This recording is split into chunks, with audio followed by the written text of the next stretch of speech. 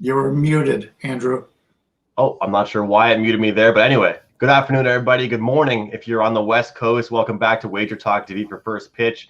Joining me today, of course, Dave Koken, my co-host, Brian Leonard at B Leonard Sports, and Steve Merrill at Steve Merrill on Twitter.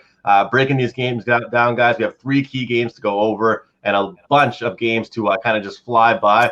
We'll start with you, Dave. I know you have a 5% play load up for the weekend, and also want to make sure to remember to mention there were some issues at the website yesterday, so Dave's $2 Tuesday play is still up there for grabs. Yeah, for $2, and the lines moved on that game, but I don't think it's going to matter. I put a 5% play up this morning.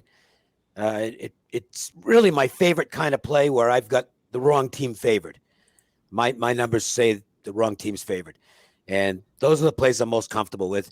And another game that I put up is a 4% play, and honestly, I think it's the information. I think it's really a very strong play based on the information. So, yeah, you can buy the games individually, or you can get a package, and then you get all the games, including a baseball game I've got up for tonight. And that's the way to go. I think go off to a great start in football, and I like the look of these 3 games that I'm on this weekend. I don't know that I'll add anything else. I'm pretty happy when I've got 3. So that might be it for me in football. Well, I always say that Wednesday and Thursday are great days to buy either a 3-day or a 7-day all-access pass. It's usually when you're going to see some NFL releases, some college football releases, and of course you'll see NBA or MLB or NHL if that capper does those sports. We'll go to you, Brian Leonard. I know you also have a 5% play for Thursday night football matchup there, a divisional matchup. We were talking pre-show about how rare these 5% plays are. I know for yourself they're very rare. Let's hear about it. Anything else for you at the website tonight? Yeah, I used 2 plays in Major League Baseball tonight. A double play, I called it. You get my 2 best plays. Normally it costs you $50 for the 25 individuals, but sold them both for $29 today, so you're paying an extra $4 for the second play. With the big 5% play in NFL for Thursday, 71%. Since we've been over at Wager Talk on our 5% plays.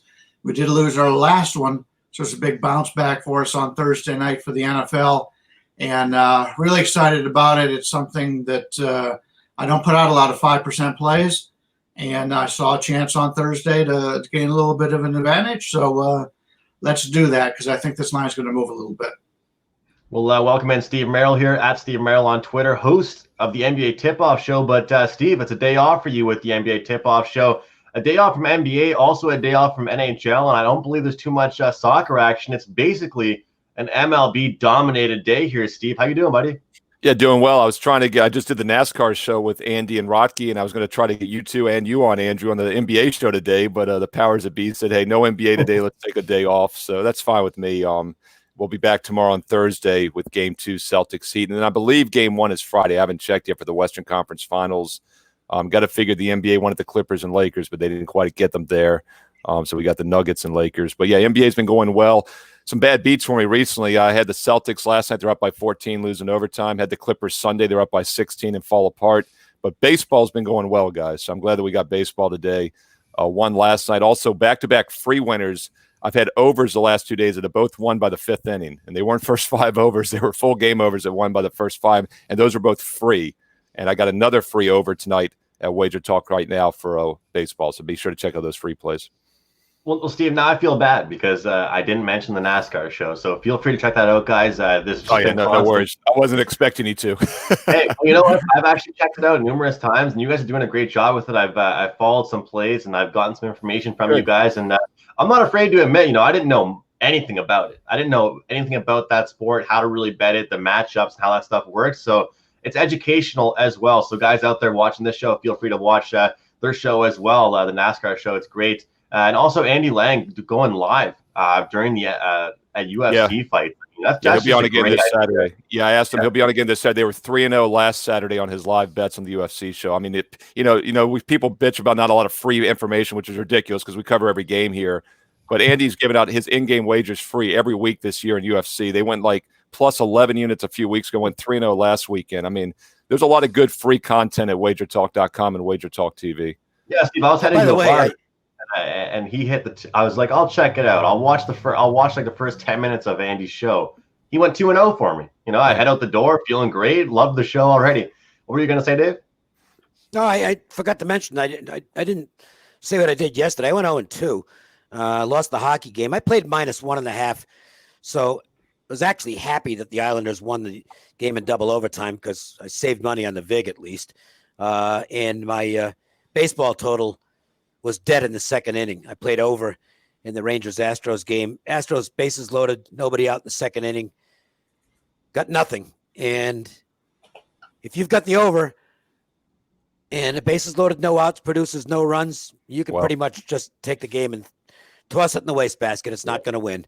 And that was the end of that. So I seem to have one of those days every week, and hopefully got it out of the way yesterday. It's been a terrific run. I'm not complaining, and I just didn't handicap them very well yesterday. Rough day for myself as well. For me right now, I feel like it's when it's a sunny day out, it's extremely hot. When it's a rainy day out, it's pouring. And that's okay to have one of those days, maybe like Dave said, once a week. I had the over in that Tampa Bay game last night. I just really felt that the Islanders would not be able to beat Tampa in a low-scoring affair. What happened? They beat them in a low-scoring affair, and MLB. They were impressive. Only real win that I felt good about yesterday, Dave, was the Jays and Yankees over. At least that wasn't a sweat for me on a bad day. So we'll get going here, guys. We'll start right into it. We have an earlier game, so it's the Dodgers and the Padres. Like I said, we're going to break down 3 games, then go down the list, quick hits with the remainder of the games. I want to start with you here, Steve. We see a 7-2 victory in the first one for the Padres, 2-1, 3-1 in the next one for the Dodgers. May, a little bit of an injury with his last outing there. Took a little shot, but I think he's okay. No, he's scratched. He's scratched, Andrew. He's scratched. He's not pitching. Yeah, Gratterall's going. So May is apparently not okay. Okay. And they're going to go with Gratterall as the opener in this game. Okay, second time he's been scratched this week. Yep. Yeah, and it's been a real mess too, Andrew, because I had the under the other night with Kershaw, and I posted that early in the morning on Wager Talk, and it, of course, says undecided the whole afternoon. Clients are asking me what's going on. I go, well, it's listed pitchers. It's Kershaw, otherwise it's no play. I don't watch the game because there's football and everything going Monday night, and I see a 7-2 final, and we talked about this off camera. I was like, good, it was a scratch. I lost the game by a run because it was under 8. I'm glad it was a damn Kershaw win, and then if you guys saw that played out, back-to-back errors like in the last 2 innings cost me the under. So the Dodger pitching rotation has been kind of all over the place this week. But one thing that continues to work, you guys hear me say it every time I'm on here, it's Dodgers minus 1.5 run line or the other team outright as a plus money underdog. It continues to work, although this one's a little dicey because right now the Dodgers are only minus 110 favorites. So we'll see, where they go off in this one. But I'm still rooting for this Padres team, man. They are fun to watch. I'm watching them last night, 3rd inning, back-to-back bunts, and they score a run on a sacrifice. He beats it out for a single. I mean, there's just a fun team to watch. This will be my team this year. Last year was the Nationals because I'm a Virginia, D.C. guy.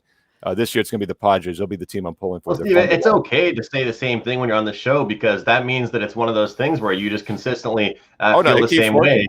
And, I mean, just like what I said about what we've seen in this series so far, when they lose, they lose. And when they win, it's by at least 2 runs, it seems like. Dave, when was that announced with May? I feel I don't know. I'm just looking at my screen now. So looking at my off screen, I guess.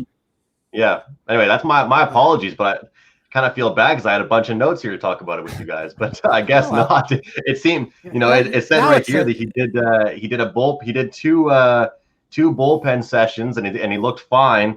Through like 80 pitches. I guess it's a late scratch. Well, yeah, and now it's opener versus opener, so I have no idea how long either. Well, Gratterall's probably only going to go an inning, and Morajan, I don't know, what's he going to go 2? So next, no idea who's going to be pitching. Yeah, Brian, I'm staying off this one now. Anything for you? Yeah, I handicapped it with May. I just know the Dodgers against lefties are only a 98 WRC plus, but as Dave pointed out, he's probably only going to go a couple innings. So after that point, who knows who they're going to put in. So this is now a scratch for me regardless. Not going to play it. There are a lot of games today with pitchers who are not going to be going very long. So bear that in mind with your handicapping. We'll touch on these as we go along. Are we skipping the Oakland, Colorado game? I Because you assume went to the Dodgers Padres, and Oakland, Colorado actually goes before that. So let me talk about Oakland, Colorado for a second, because I really gave consideration to the Rockies here. Had a circle around them, thought this is not a bad spot. Marquez has come on the last couple of spots. Fires has never pitched at Coors before, and his stuff is not the kind of stuff that plays well in this ballpark. And then I do this as generally it's just a 2-second thing where I check the velocity of pitchers in recent starts just to make sure that nothing out of line. And sure enough, there's something out of line with Marquez. He was down 2 miles an hour in his last start with his fastball. I don't know what to make of that. So I put a scratch through it. That's the beauty of baseball is there's so many games. If you find something that you're unsure about, you can just cross it off. I like the Rockies, but I gotta see why Marquez was 2 miles an hour off in his last start, whether it was by design to improve his command or whether there might be something wrong. So kind of find out today. Dave, in the games that you sent me, I see Indians, Cubs, Twins, White Sox, Dodgers, Padres. Oh, I'm sorry. That's my fault. That's my fault. No worries. We might as well go around if you'd like to. I forgot we were doing the featured games, and I saw that game starts quick in an hour, and that's my mistake. Sorry. No worries. Well, it is an early game, so Brian, if you want to jump in on this one, you can feel free to do so. Yeah, Fires has actually pitched to Colorado once in 2012. Oh, I missed that. Yeah, his game score was 7. Yeah, went 2 innings, gave up 8 earned runs. So I don't want any part of Fires here. This is a guy who doesn't throw strikeouts and a guy who gives up home runs, and now he's pitching at Coors Field. It's Colorado or nothing for me. I thought the line was very fair on Colorado. I'm going to give it a look here a little bit later, but it is coming up. So it'll be coming up very shortly. So if you do like that game, make sure you get your bets in. Yeah, Steve, first pitch starts pretty soon. Is it a consensus play here? Yeah, I was looking for a reason to play Colorado. What kept me off this game, though, is I like to balance, as you guys know, some offensive numbers with all the pitching stuff. And Colorado ice cold right now. Their last 3 games have been in hitter-friendly Coors Field. They've scored 3 runs or less in all 3 games. They've had 8 hits or less in all 3 games. So we'll see. If they don't heat up today against this pitcher, buyer beware with the Rockies in the near future. Quick hello here to Robert McIntosh in the chat box here. We have Nate. So many guys consistently joining us here, very, very loyal to this first pitch show. We appreciate you joining us. And a reminder, this is a 7-day-a-week show, so you can catch these guys, Mid-Major Matt Josephs, and Dave Koken on the weekend as well, not only Monday through Friday. Next game, guys, Odorizzi taking on Giolito. This was an interesting one. I mean, we got a guy here coming off, and this was the one that I was really talking about where I wanted to mention. I mean, how do you handicap somebody after they, a simulated game? I want to ask you this. I'll throw it to you here first, Dave.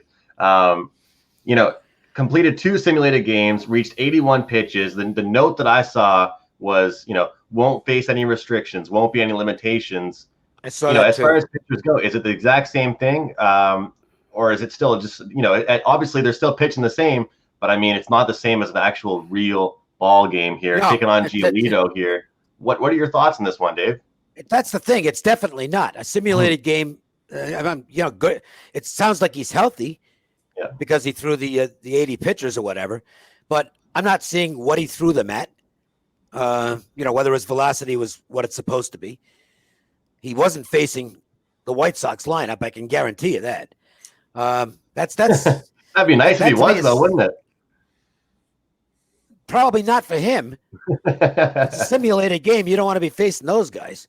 You want to be facing, he's probably facing probably the end of the roster guys. I don't know. I don't know who he was facing. So it's kind of a hit or miss there. The White Sox are just crushing everything right now.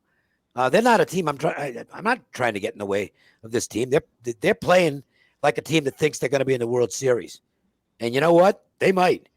I mean, I'm telling you, this offense is just dynamite. Tim Anderson he's going to probably, I guess, win another batting title. Abreu, any arguments? He's the MVP if the season were to end today. I think he's got to be the MVP in the American League, even over guys like Mike Trout. He's just having a spectacular year. The pitching's been okay. Now, Giolito's had some problems with the Twins. They really knocked him around on opening day, and he wasn't great against them. I think another start he had against them. Let me see. I made a note on that. He was okay. Not real good, not real bad. So maybe this is a game where you get some runs with that White Sox offense, unknown quantity in Odorizzi, the fact that Giolito at least has had some trouble with this lineup. I can see this game being somewhat high scoring. And when you've got a Giolito involved, even with the White Sox being as good an offense as they are, and the Twins also being a good offense, you get a lower total, 8.5. So I can build a little bit of a case for the over in this game.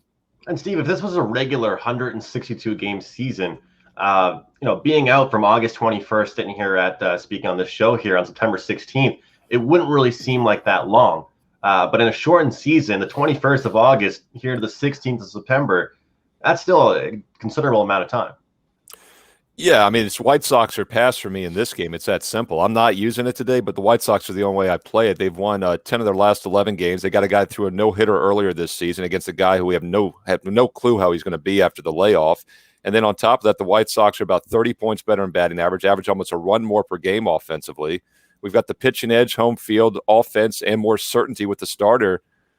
Yet it's only minus 150, minus 148. So, when you look at it that way, it's like, well, maybe they should be a play. But my gut feeling tells me it's not that easy. That's why I stayed off of it. But it's White Sox or pass for me in this one. Brian Leonard? Yeah, Giolito would be the third time he's faced the Twins this year. Game scores of 21 and 54. So he's kind of struggled a little bit this year against the Twins. Odorizzi, his last 5 against the White Sox, average game score 60. He's pitched very well against the White Sox, and as we know, the White Sox versus righties aren't nearly like they are versus lefties. Still undefeated, 13-0 on the season when facing a lefty starter. The problem with Odorizzi, as was mentioned, is we don't know how long he's going to go. We don't know what happened when he was working out. So I'm going to pass on the game.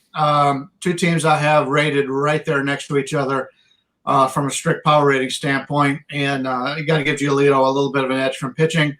But I think the line is a little bit higher than what I would look at. So I'm going to be passing on this. He's Brian Leonard from wagertalk.com, at BLeonardSports on Twitter. And Brian has a 5% play up in the Thursday night football matchup. The Bengals taking on the Browns here. Steve Merrill has an MLB moneymaker play. And Dave is in action. $2 Tuesday, extended edition right here on Wednesday in college football action. He also has a 5% play you can grab. So lots of action to grab over at wagertalk.com. But don't forget about our sister site over at Sports Memo. Also, a lot of plays to grab over there. A lot of great, talented handicappers, and numerous sports as well. You can get soccer, you can get NASCAR, not just kind of the MLBs and the NHL, NBAs of the world. That's for sure. Numerous sports. We'll get into the Indians take on the Cubs here. I'm going to throw it right back to you, Brian. The Indians game this week, or actually tonight. I had the Cubs yesterday. It was my only play. I guess fortunate a little bit to win that game after Lindor hits that home run in the 9th to tie it up. Aaron Savali, he really came out of nowhere for the Indians. He wasn't one of their higher prospects. Came out last year. He was very even-keeled, which I really like about him. It's a guy that when he gets – you see so many times with these young pitchers that give up a home run or they don't get a call, and it really throws them off the game. I know Clevenger was that way when he was starting out. But Savali is one of these guys that is very even-keeled. And I went back. He doesn't seem to be pitching as well this year as he did last year. I know his ERA last year, 2.34. He's not that kind of pitcher. But his last 7 starts, average game score of 55. But when you go back and look at the teams he played, Detroit, Pittsburgh, St. Louis, Milwaukee, Kansas City, all teams that are much worse than league average against righties, WRC plus down below. The Cubs are 102, so they're slightly better. So I think it's going to be a little bit tougher for him today. John Lester, he's one of these guys that how many times have we thought this guy was going to be out of the league? Just 2 years ago, he comes back with a 3.32 ERA. He does give up a lot of home runs. But he's done very well against the Indians. I mean, the last 5 starts, going all the way back to 2014, 64 average game score with a 1.73 ERA. He faced them once this year, 64 game score. He's been very good against the Indians. The Indians don't hit lefties very well. I think Savali will have a tougher time here. I'm leaning with the Cubs here. I'm surprised the line is where it's at. Indians have lost 7 straight games. I mentioned the Lindor home run. He really pumped him up. It pumped the Tribe up. And then the very next at bat, they lose the game by hitting 2 batters and get a single and a walk in the last inning. So frustrating loss for the Tribe. They're not playing well right now, especially hitting wise. And in a pick'em situation here against the team that beat them in the World Series a couple of years ago, they got to be thinking they're snake bit against the Cubs. You know, you mentioned it quickly about the line, and that's what has me a little bit baffled here. The Indians are in terrible form.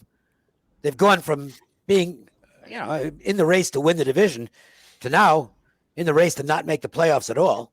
Right. Lester's off a really good start. Now, I'm not saying that John Lester's suddenly going to turn back into a great pitcher again, but he was very sharp in his last start. Savali has kind of leveled off. Why the hell are the Indians favored on the road here? It's one of those games where it doesn't mean I'm playing the Cubs, but when I see that, it's just like, it doesn't make any sense. And because I favored the Cubs in the game, I made it 120. When my line's that far off the actual line, I have a tendency to trust the odds makers more than I trust myself. It's a little different in football where my power ratings might indicate something that where I think the line is wrong, and I'll try and take advantage of it. That's what I did with the 5% play I've got this weekend. I think the wrong team's favored. But in baseball, it's just one of those things that's a giant red flag for me, because when I play these based on my numbers, I generally don't win them. And that's kind of the way I am in this game. The Cubs, to me, should be the favorite in this game. And I'm going to stay out of it. If I had to bet it, my numbers say Cubs, but I'm not backing that with money. What's the move here, Steve? Like Dave said, it's almost as if it looks like it's too easy, that the cheese is right there for us to grab. Is there a trap? Yeah, I can make some cases for Cleveland. First of all, this is an amazing stat, guys. Last night was only the 6th time all season that the Cubs have played an above 500 team. And to put that in, that they played 49 games this year, and this will be only the 7th game. 50th game this year. This is only the 7th time they've played a winning team. Every other team in the league has played 13 or more games against a winning team this year. So it's remarkable how easy the Cubs' schedule has been. Yet these teams are both identically plus 30 run differential for the season. Indians are still a winning team by 4 games with a 7-game losing streak. They were 11 games above 500 a week ago. So, we'll see which Cleveland team shows up. But the one thing I want to point out, though, is you can make maybe a buy case for Cleveland. During this little losing streak, they'd scored one run or less in 3 straight losses. They'd had 6 hits or less in 4 straight losses until the last 2 games. 10 runs, 24 hits, 17 guys left on base the last 2 losses. So maybe that offense is heating up. We'll see tonight. I like the over 8.5 for that reason at even money.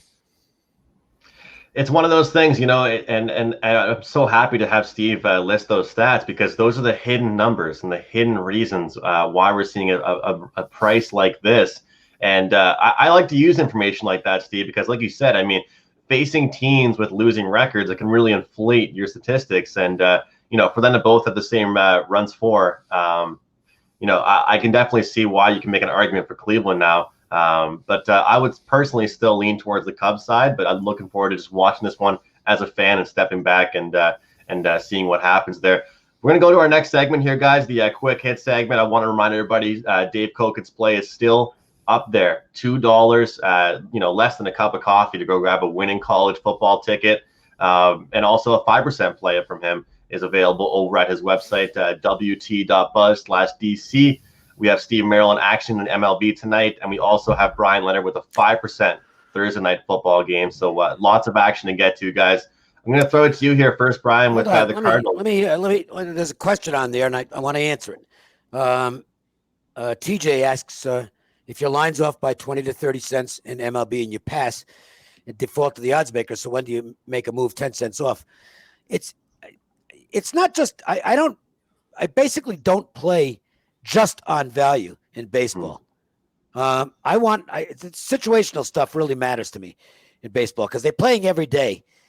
And I think you want to find it's not like systems or anything like that. I don't believe in those. I'm not a trend guy at all.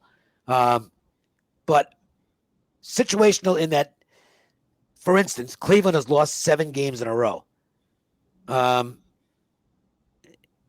So, this is what I said before.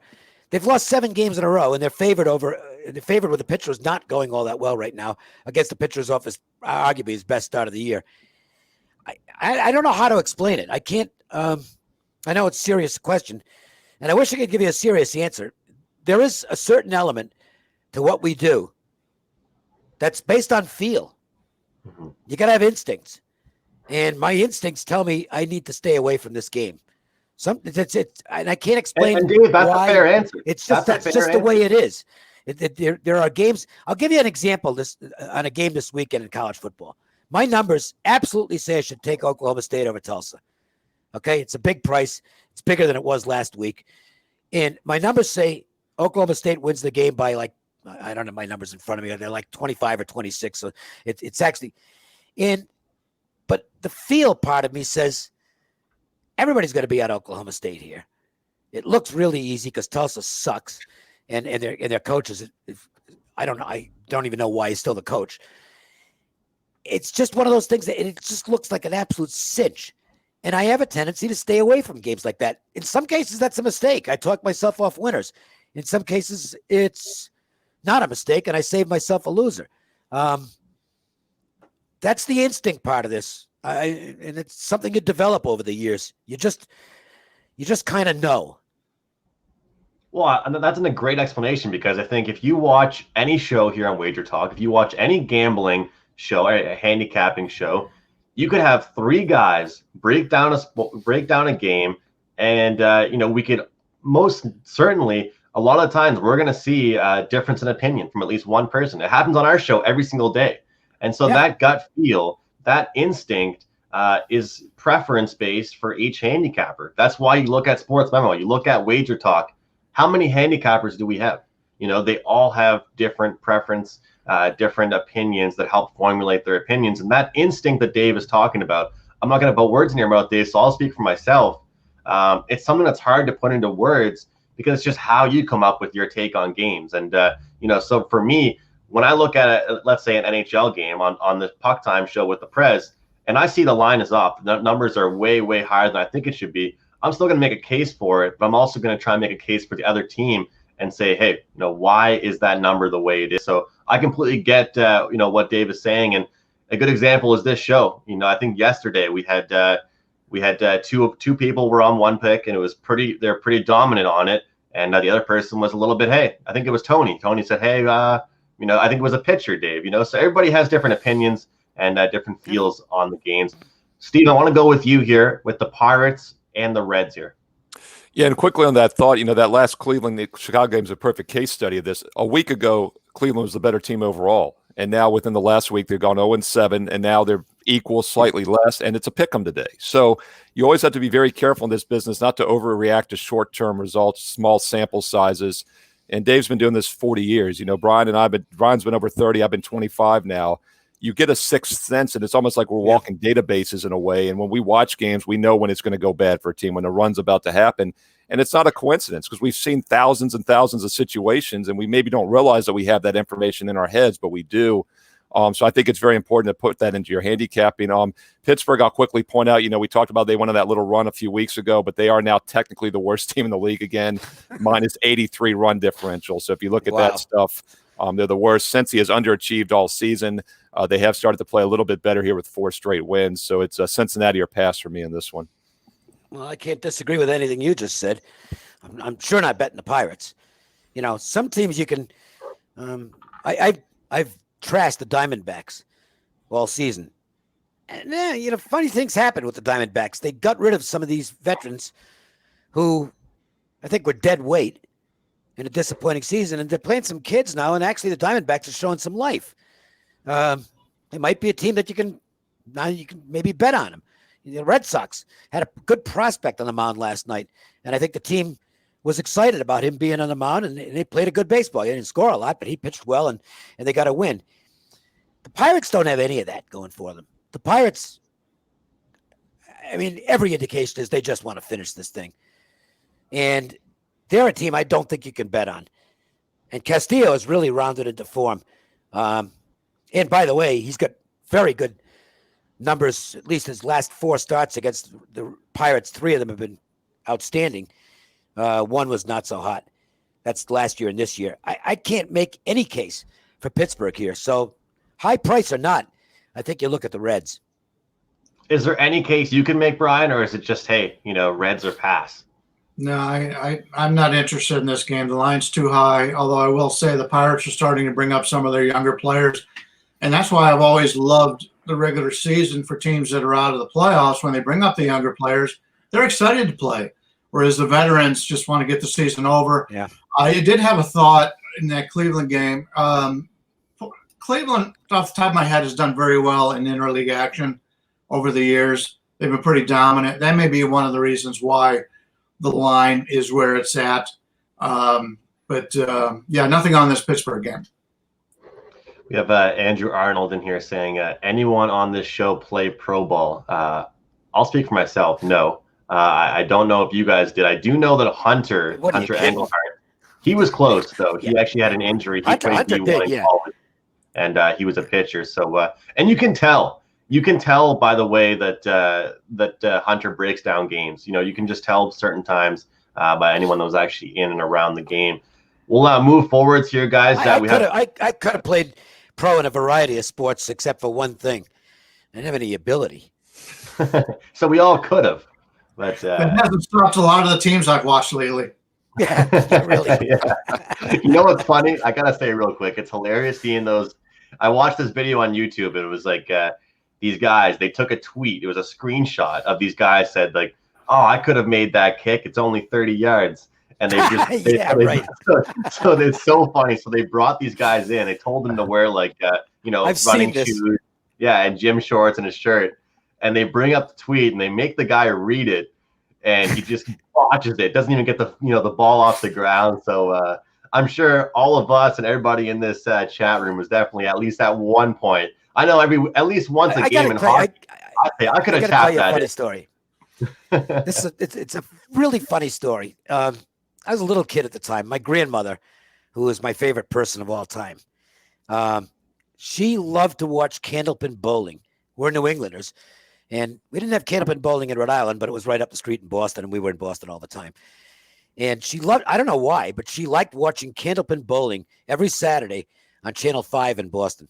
And I would usually be, all the grandchildren were at the house on Saturday because our parents, in our families, the parents basically dumped all the kids at grandma's house on Friday night so they could go out. It was their one night a week to go out. It was great for us because she let us stay up till whenever we felt like it, going to bed. And it was a big house, beautiful house. My grandparents were pretty well off.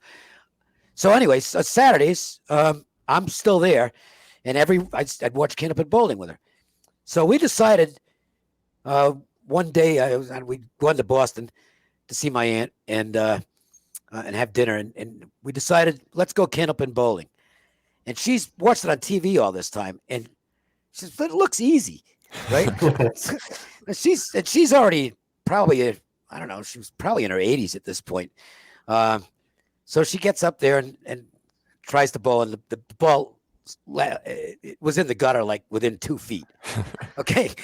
It's anything that looks easy probably isn't. That's the way it is with kickers in the NFL or college football. It's like, that looks like a cinch. It's from 20 yards out. It's not a cinch. Exactly. And I think that you look at it, and the reason why it looks easy is because these guys are so talented. I played basketball all through growing up, actually more than any other sport. And my friends, they didn't play it. And I've just got them into it recently. And they go out there and they're like, oh my God, like I thought this looked so easy to do all of this, even just doing a basic layup, it's just like, yeah, you watch the NBA every night and they do it, make it look so easy. It doesn't mean it's going to be easy for you. There's a reason why these guys make millions of dollars. Next game up on the board here, guys, Red Sox taking on Miami here, the Marlins. I'll throw it to you here, Brian. Just a quick little story on that. I played a lot of basketball. Last decade, no, but played out here in Vegas. And we had a lot of the guys in the industry that we would play with. And we had one kid that joined us and he was the best basketball player I've ever seen in my life. And I said, why aren't you going to college? And he goes, I tried out for the USC team and they cut me. And this guy was so much better than anybody else. He couldn't even make his college basketball team. That tells you the difference between normal people and actual athletes. The Red Sox looked pretty good yesterday in that game. Situation here, two lefties, Kickham and Rogers. I'd say kick them both right now because I don't want either part of either one of these. So it's going to be an over or nothing for me. But I'm going to pass on this one. It's not a game that I gave a lot of attention to. Pass for me as well, although I think the Marlins have a lot more to play for and might give them an edge based on that.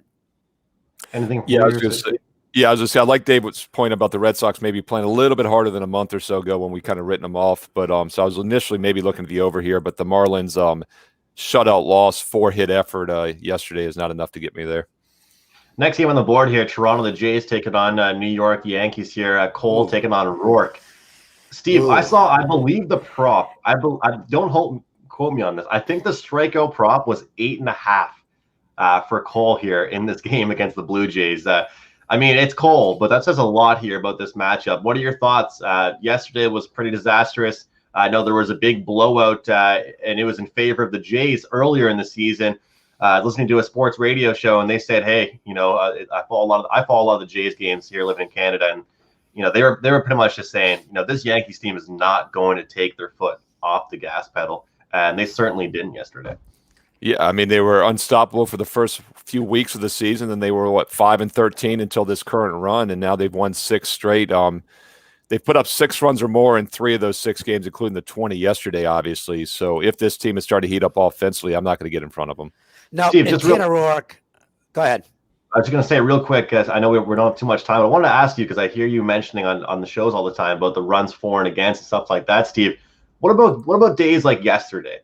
Obviously, I know you're looking into these different games, but that can certainly inflate one's runs for when it's just one game where it was kind of disastrous for the other team. Oh, yeah. And the 2 games before that, they scored 2 and 3 runs, had 5 and 8 hits. So, yeah, it's not the buy sign yet for me. That's why I'm passing. But I'm going to keep a close eye on the Yankees. My intuition that we talked about earlier tells me they are starting to heat up here as we head to the postseason. Yeah, it's getting serious for them now. We've only got about 10 or 11 games left, and it's kind of playoff time now. Garrett Cole's back in form. Tanner Roark's been terrible, and I made some kind of a note on him. Whatever it was. Well, he's going to probably get hammered in this game. I would, if you take a Yankees Reds parlay, it's not going to pay you a whole lot, but boy, it's tough to see that either of those 2 teams losing tonight. Dave, I know you're not too much of a props guy, but if I give you one or the other here, are you going under or over the 9 here for Jarrett Cole strikeout prop? I can't give you an opinion on that. I don't even look at that stuff. So, I'm not going to guess. Any thoughts, Brian? Yeah, revenge week for the Yankees. They had lost the series to Baltimore and Toronto on the road, so now they're back home. Stanton back in the lineup yesterday, and I believe the other big bat will be back next couple of days, I believe. So Yankees are getting healthy, and they got their best pitcher back on track. Last 2 starts, 16-81 game scores, so Cole's back to normal here. That would be the only way I'd look here, but the number's a little bit high. I'm going to pass. Amir Johnson here in our chat room saying, no need to bet aside, Yankees over 5-15 should cash. And that's kind of what I've been recommending on the show a couple different times with different teams. And, the odds you're going to get for their team total, hell of a lot better than you're going to get for the money line, obviously, or even the run line. And I think that it's a safe wager. I believe if the Yankees do win this game, you will get there with that team total. That's my recommendation on this game anyway. And you're getting a pretty good price with it as well. Guys, pretty short on time here, so we'll blast through these the remainder of these games. DeGrom taking on Wheeler. I believe Nola was in there at one point, Dave. Now it's Wheeler. I'm still feeling pretty good about it here. I don't like these 3.5s with the first 5s, but I'm going to roll with the. I don't want the other side either. Exactly. Yeah, forget about that. I don't blame you. DeGrom's pitching great ball. Wheeler's pitching terrific ball. Yeah, there's no room for error on 3.5, but you want to bet the over, go ahead. Not me. I would only look at the under, and I'm wondering why I didn't play this. Steve? Maybe I will. Yeah, I mean, when we have two good pitchers, I like to look at the offensive numbers. And, the Mets have scored 3 runs or less in 3 straight games. But look, yesterday, 1 run, 11 hits. Before that, 3 runs, 12 hits. I mean, they're actually hitting the ball. Meanwhile, the Phillies have 4 hits or less in 3 of their last 4 games. So I like the Mets here. I think DeGrom will pitch 1. I actually think the Mets offense is doing better than the run scored has led on recently. For myself here, the Mets are 129 WRC plus versus righties on the season. That's number 1 in baseball. They've got probably the best or one of the top 3 pitchers in Major League Baseball going here. The Mets normally, we laughed about this last week because they normally don't score when he's on the mound, and where they score 18 or something last time he was there. Nothing bettable wise on this game for me, although it is nice to see when a professional athlete hurts himself putting his pants on. That's something that I think we can all do. He tore up his fingernail the other day trying to put his pants on, and that's why he was pushed back.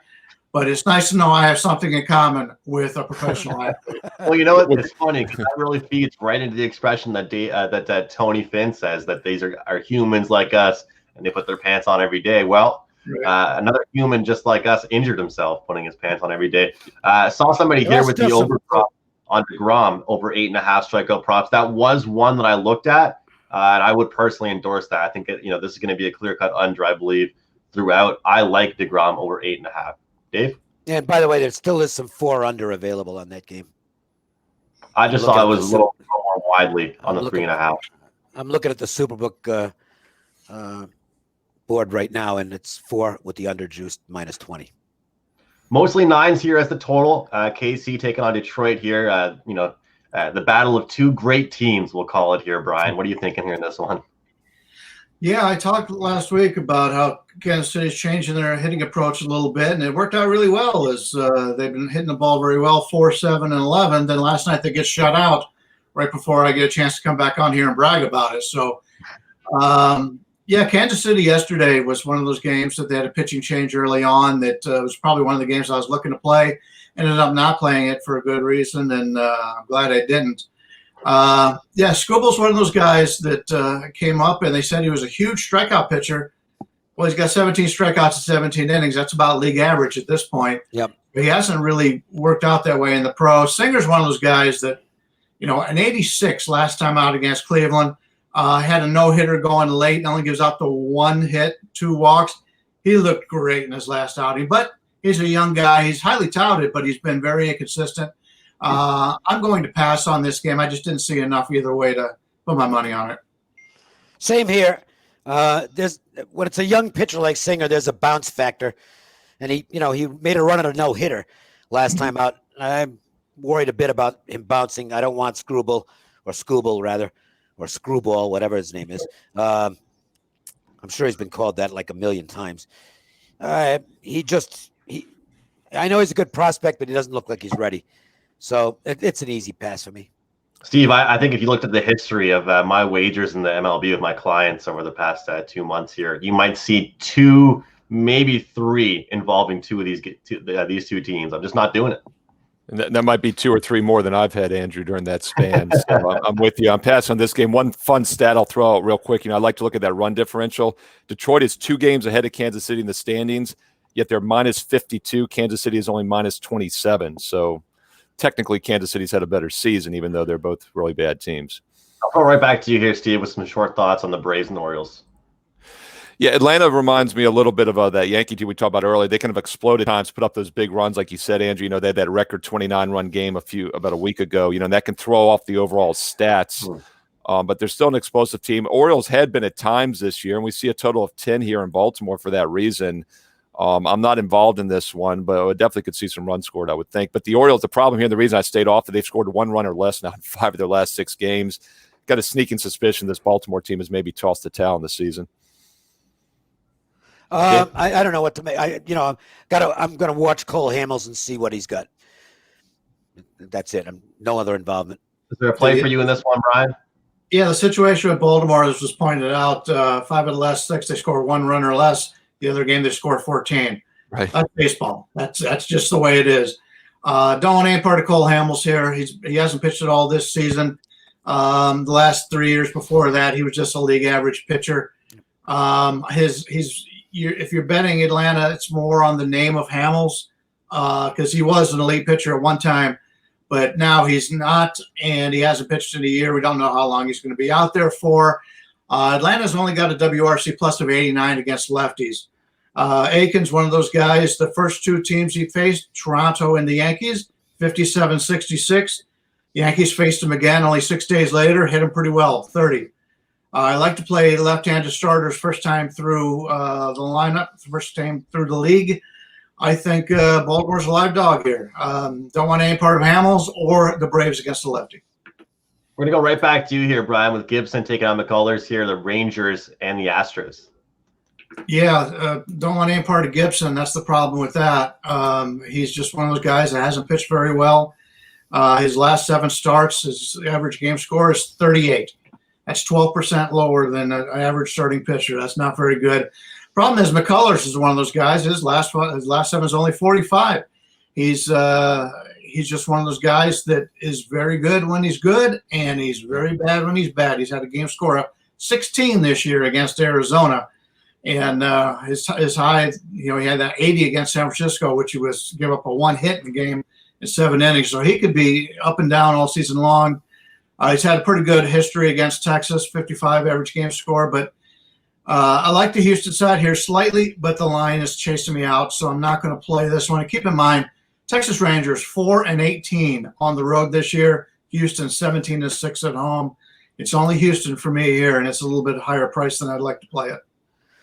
Pass. Steve? Yeah, I'll point out that Texas 2-0 with Lynn on the mound the last couple of weeks, 2-8 with every other starter, so they're not a good team. I want to point out here the Wager Talk comment here. Don't forget to watch the NFL presidential address with Matt Josephs, Ralph Michaels, and the one and only Lawrence Presman. It's always an entertaining show if the Prez is on it, to say the least, and some great information from both Matt Josephs and Ralph Michaels. So don't forget to tune into that at 4 p.m. Eastern time. Next game we'll go up to here, guys, is the aforementioned Diamondbacks, a team that we can look at and ask ourselves, how are they going to approach the remainder of this season? Are they going to, are we going to see some young guys prove something of themselves, or is it going to be a complete collapse? We have Smith taking on Bundy here. I'll go to you here first, Dave. Yeah. Caleb Smith. Did you say Dave or Steve? Dave. I'm sorry. Okay. Well, unless you want to change your name. Want to be Dave Merrill? It's that V. I love that V. I love that V in your name, Dave. Caleb Smith's probably still on a pitch count, but he did look good in his 3 innings last time out. He gave up a home run. I think Walker got him. No, it couldn't have been Walker. They're on the same team. I forget who got him. But outside of that, he had command of all his pitches. I think he'll probably go about 60 pitches here. He's a good pitcher, okay, if he's healthy, and he appears to be back in health. And Bundy's had only one really bad start all year. He's having a really good season for this Angels team.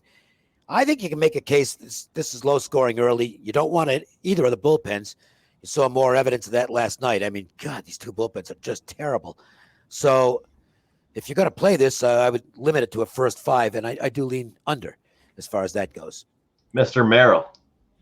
That's right. Yeah, I heard the V sound. I wasn't sure which one you said either. So I had a 50-50 shot of being right. That's how I looked at it. By the way, the free play I had yesterday, that easy over was this game, Diamondbacks Angels. I've got a run line selection on this game as my free play tonight. So I'll keep it simple. Go to wagertalk.com and get my free selection on this game right now at wagertalk.com. And any quick thoughts from you here, Brian? No, I like Smith, but he's a guy who gives up a lot of home runs.